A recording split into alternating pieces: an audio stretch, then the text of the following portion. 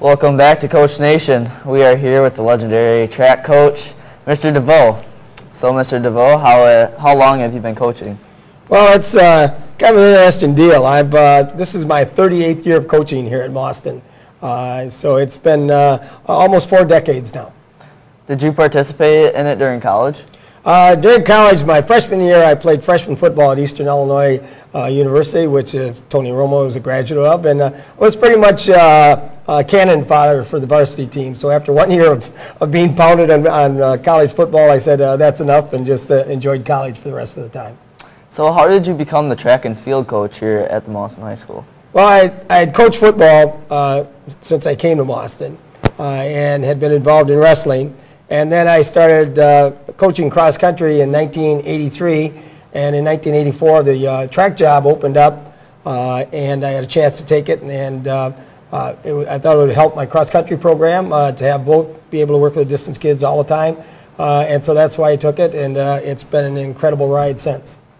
Where do you practice? How often do you practice, and what is a typical practice like?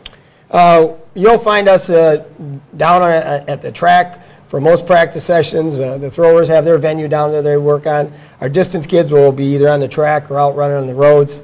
So we use that facility quite a bit, along with the wrestling room for our kettlebell workouts, strength center, and we try to stay outside as much as we can because we have to be able to compete in the outdoor elements regardless of the weather, unless the lightning is there. And our practices, it's a little bit different than a lot of sports in that we'll go hard for a couple days where we work really hard, and then we'll go easy for a couple days so the body has time to recover so they can do the things that they need to do. And we work, our throwers are working, they don't go out and run a mile at a time. They don't have to do that. That would make no point. Throwers are short, explosive workouts. They have the shortest race in track and field. It's about 1.5 steps across the circle, so that's their distance they need to be able to cover as fast as they can. Our sprinters are working on one particular area. They're working on more explosive speed, a little bit higher frequency of work. Distance people they have to log some miles and be able to run pretty fast for an extended period of time. So it's a variety of stuff. There are 18 events in track and field, and so to break a practice schedule up, you've got to cover a lot of different venues. How many guys and girls are on the team, and what are their strengths and weaknesses? We were really happy this year. We had a really good turnout for our boys team. We were over 35 boys. Another 35 boys. Kids really came in with a great attitude and were working really hard. We're a very young team. Out of that 35 boys, I think we're about 75% are freshmen or sophomores. So it's a young team that's come a long ways this year and doing a really good job. Our girls team, I think we have 15 girls on the team, and typically, since I've been the girls coach, the most girls we've ever had on the team is 22. We've usually had right around between 15 and 18 in that. So that's kind of our numbers, and our strengths of that group is they're really learning a good work ethic and taking pride in what they do. Who are the leaders on the team, and how they improved as a leader since coming in as a freshman? Yeah, that's a good question. And one of the things we try and develop, and even Coach Dill and I have talked about this, is leaders lead. We don't really designate that this was a leader or you're a captain. We don't have, but we just say, okay, here's where leaders lead, and we just expect somebody to step up and take charge of that.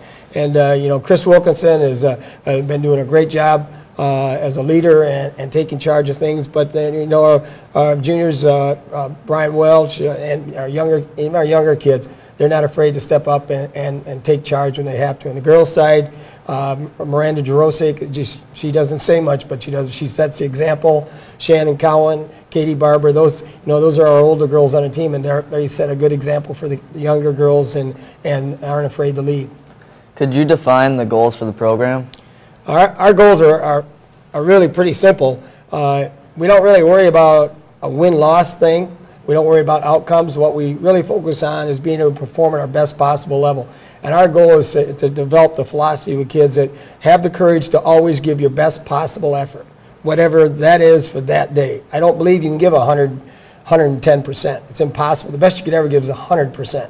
So if we get the best out of them on that given day, that's all we can ask for. And in that, you know, we don't worry about the win or loss. If you give your best possible effort, do everything you can do to be as good as you can be, you know, what's going to happen is going to happen. So is that basically your goals for like the players, like the individual? Yeah, that's what we work with them as understand, because a lot of times kids get hung up on win-losses, or they've got to beat somebody, and you really can't control that. All you can control is yourself, and that's what we focus on. We control the things, learn to control what you can control, and get good at it. And from a program's point of view, that's my philosophy. From a coaching perspective, I see my position is to be able to provide as many opportunities for kids to get as good as they want to get.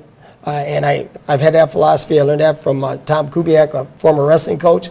I use that when I coach football. I use that in cross country and in track and field. So I see that. And overall, our program, our goal is to be a top 10 team in Division II track and field within 5 years. I mean, that's our goal. I also learned that from Coach Kubiak. He came in 1981, and our wrestling team was terrible. And he said, you know, we're going to be a top 5 team in 5 years. And everyone went, sure we are.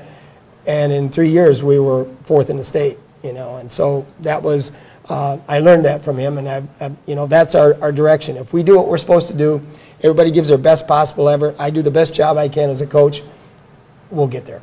So what are your personal goals as a coach then? My personal goals as a coach is to make practice the best part of the day for every kid. When they come to practice, regardless of what went on during school, when they leave practice, they might have worked their butts off, but they say, you know, I had a good time, I feel good about myself, I'm ready for tomorrow. How do you plan to meet all these goals? That's a real balance act, Kyle. That's the challenge of coaching. Coaching, there's the science of coaching and there's the art of coaching. The science of coaching deals with the X's and O's, learning the technique stuff. And everybody can get pretty good on that. The art of coaching is being able to take those feelings of being able to trust yourself, trust your abilities, and just let it happen, and feeling good about yourself, and doing that, and get it to the best level so that the athletes are willing to take the risk to be successful. And that's the real balance of learning the balance. If you just go all coaching science, you're not going to. If you go all coaching art, you're not going to get there. So you've got to take both of them and put together what works for you. I know that you have a lot of freshmen on the team, and they probably had to learn the hard way that track in high school is a lot different than in middle school. Yeah. So how have you helped them mature over the course of the season? That's a great question, and it is a big conversion from middle school in any sport coming up. Just the intensity level is more, the competition is tougher, and again, our older kids have done a good job of just kind of bringing them under their wing and showing them, you know, you can get through this. There are times when, you know, a freshman pays their dues on our teams. They just have to, and I'm a firm believer in that, because I think if you come in as a freshman and think I'm going to be just like a senior, I think you have to pay your dues and learn that skill, and it makes you a better person, helps you grow up better. And they work hard. They've had to compete against some of the best juniors and seniors in the state. So they've got their lumps pounded on them, and a lot of times, but they've also learned that you're going to get better. They see their times getting better, their performance is getting better, and you take that and you say, okay, see, you're going to get there. You're here now. Down the road, this is where you're going to be at that progress. I mean, we've got some freshmen that have just really, really worked hard, and we had a good freshman and sophomore meet up at Toma where we were really going just freshman and sophomore, and they were in the heat of the battle. Both teams ended up in the top 3, so that was really fun. And I found as a coaching, you know, I've never learned anything from losing, not a thing. Everything I've learned is from winning and those good feelings of that, and taking that so you duplicate those feelings again of just being able to be successful. Could you describe some of the fun experiences that you've had with the team so far this year? You know, it sounds kind of goofy, but some of the most fun experiences, besides Teague Fenwick and all the goofy things he does, or Colin Delata, the things just, you never know what Colin's going to do. But just, we've had some really, really hard workouts where they just thought that they were going to just, their hearts were going to jump right out of their chest. But when they got done, they were just so, you could just see the look in their eyes, that, hey, I did that. I made it through. And it was good. And we're kind of dorking around all the time anyway. I've after 38